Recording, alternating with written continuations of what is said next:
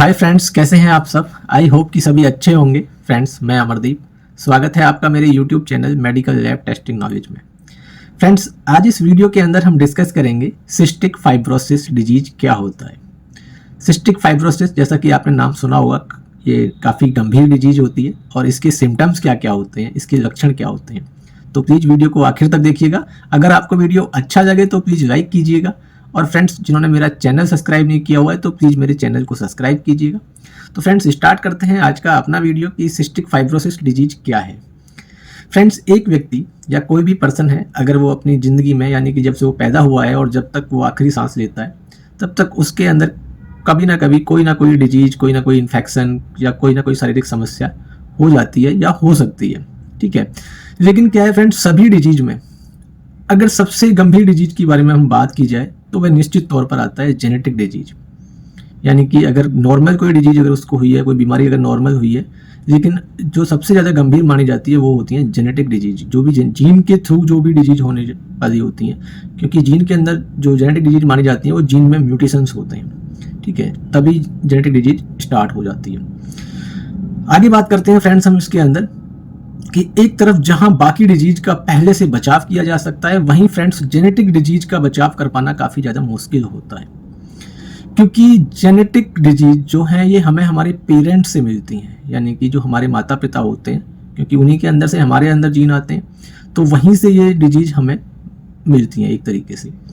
ठीक है, आगे बात करें फ्रेंड्स, जिससे बचाव कर पाना काफ़ी मुश्किल होता है। और सिस्टिक फाइब्रोसिस एक ऐसा ही एक जेनेटिक डिसऑर्डर या जेनेटिक डिजीज है जो कि काफ़ी गंभीर डिजीज मानी जाती है। यानी कि ये जो सिस्टिक फाइब्रोसिस होता है फ्रेंड्स, ये काफ़ी ज़्यादा एक गंभीर बीमारी होती है। तो इस वीडियो के अंदर हम यही डिस्कस करेंगे कि सिस्टिक फाइब्रोसिस है क्या और इसके सिम्टम्स क्या क्या होते हैं।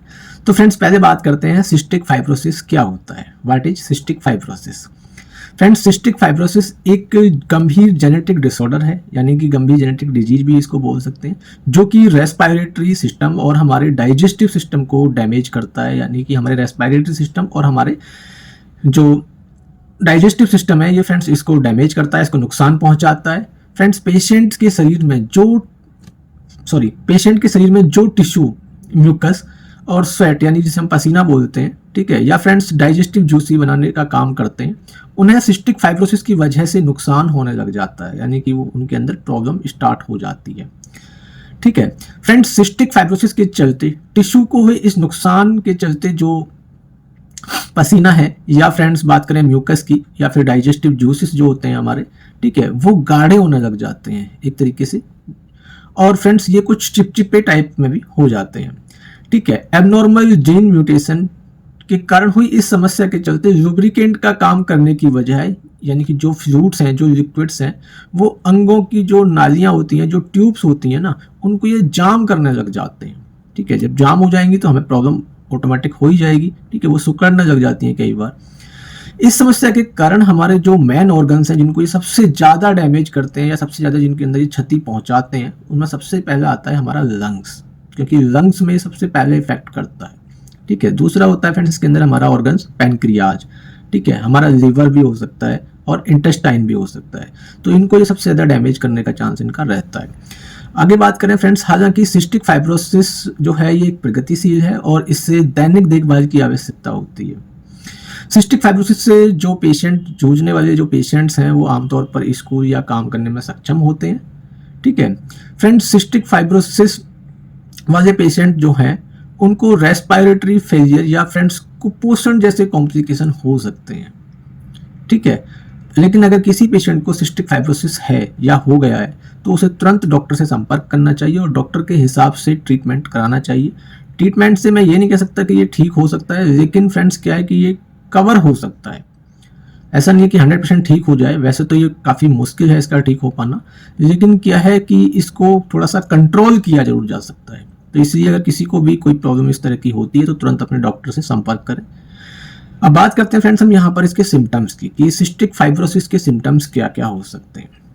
फ्रेंड्स, न्यूबॉर्न बेबी के अंदर हम बात करें यहाँ पर, तो न्यूबॉर्न बेबी में क्या है कि जन्म के बाद की जाने वाली कुछ नॉर्मल टेस्ट या नॉर्मल जांचें की मदद से फर्स्ट मंथ, यानी कि जब बच्चा पैदा हुआ है तो फर्स्ट मंथ के भीतर ही सिस्टिक फाइब्रोसिस का डायग्नोज किया जा सकता है। लेकिन न्यूबॉर्न स्क्रीनिंग उपलब्ध होने से पहले पैदा हुए जो बच्चा है उसका डायग्नोज तब तक नहीं किया जा सकता जब तक कि कोई इस टाइप का इंडिकेशंस या फ्रेंड्स कोई इस तरह का सिम्टम्स हमें ना दिखाई दे। बाकी फ्रेंड्स दूसरा डॉक्टर के ऊपर भी डिपेंड करता है। फ्रेंड्स सिस्टिक फाइब्रोसिस वाले पेशेंट के पसीने में, यानी कि जो स्वेट आता है, जो पसीना आता है, उसमें नमक का जो लेवल है फ्रेंड्स वो अधिक रहता है, यानी कि नमक का लेवल हाई रहता है। फ्रेंड्स जब वे अपने बच्चे को, यानी कोई पेरेंट्स हैं अगर वो अपने बच्चे को अगर चूमते हैं, ठीक है, तो उसमें से उनको ऐसे जैसे नमक की स्मेल या नमक का मतलब टेस्ट महसूस होता है। ठीक है, आगे बात करते हैं फ्रेंड्स हम इसके सिम्टम्स की। तो इसके सिम्टम्स की सबसे पहले बात करते हैं हम रेस्पिरेटरी सिम्टम्स क्या क्या हो सकते हैं इसके। फ्रेंड्स सिस्टिक फाइब्रोसिस होने पर बनने वाला गाढ़ा और चिपचिपा म्यूकस आपके लंग्स में और बाहर हवा ले जाने वाली जो ट्यूब्स होती हैं, जो नालियां होती हैं, उनको बंद कर देता है। फ्रेंड्स ये समस्या होने पर पेशेंट को कुछ इस टाइप के सिम्टम्स हो सकते हैं, जैसा कि जो मैं यहाँ पे बताने वाला हूँ। लगातार खांसी की प्रॉब्लम हो सकती है, ठीक है, जिसमें गाढ़ा म्यूकस या बलगम पैदा हो सकता है। ठीक है, गड़गड़ाहट की समस्या हो सकती है, जैसा कई बार आपने देखा होगा, कई बार निमोनिया या फ्रेंड जैसे बोलते हैं छाती चल जाना। तो जैसे बच्चा या कोई भी एडल्ट एज में भी है तो अगर वो सांस लेता है तो गड़गड़ाहट की आवाज़ महसूस होती है। ठीक है, नेक्स्ट सिम्टम्स है फ्रेंड्स इसका एक्सरसाइज इंटॉलरेंस। ठीक है, बार बार लंग्स में इन्फेक्शन होना। ठीक है, सूजे हुए नासिका मार्ग या भरी हुई नाक की समस्या हो सकती है। ठीक है, रिकरेंट साइनसाइटिस। तो ये इस टाइप के जो कुछ सिम्टम्स हैं ये रेस्पिरेटरी सिम्टम्स में आते हैं। दूसरा आता है फ्रेंड्स इसके अंदर डाइजेस्टिव सिम्टम्स। अभी हमने बात की रेस्पिरेटरी सिम्टम्स की, अब बात करते हैं यहाँ पर फ्रेंड्स हम डाइजेस्टिव सिम्टम्स की, डाइजेस्टिव सिम्टम्स क्या क्या हो सकते हैं।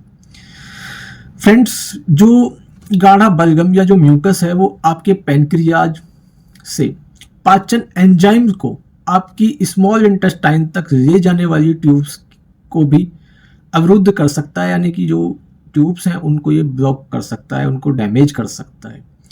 इन पाचक एंजाइम के बिना आपकी इंटेस्टाइन आपके द्वारा खाए जाने वाले भोजन में न्यूट्रिएंट्स को पूरी तरह से अवशोषित करने में सक्षम नहीं होते हैं। ठीक है, इसमें कुछ इस टाइप के सिम्टम्स महसूस हो सकते हैं फ्रेंड्स, जो हमारा जब हम स्टूल पास करते हैं तो उसके अंदर में काफ़ी ज़्यादा स्मेल महसूस होना। ठीक है, थोड़ा उसके अंदर चिकनापन महसूस करना। ठीक है, एकदम से किसी पेशेंट का वजन बढ़ जाना। इंटेस्टाइन में रुकावट, विशेष रूप से जो न्यूबॉर्न बेबी हैं, ठीक है, इसको बोल सकते हैं हम मैकोनियम इलियस। फ्रेंड्स पुरानी या गंभीर कब्ज जिसमें स्टूल पास करने की कोशिश करते समय बार बार स्ट्रेस या तनाव शामिल हो सकता है। ठीक है, रेक्टल का हिस्सा एनल से बाहर फैल जाता है जिसे रेक्टल प्रोलैप्स के नाम से जाना जाता है।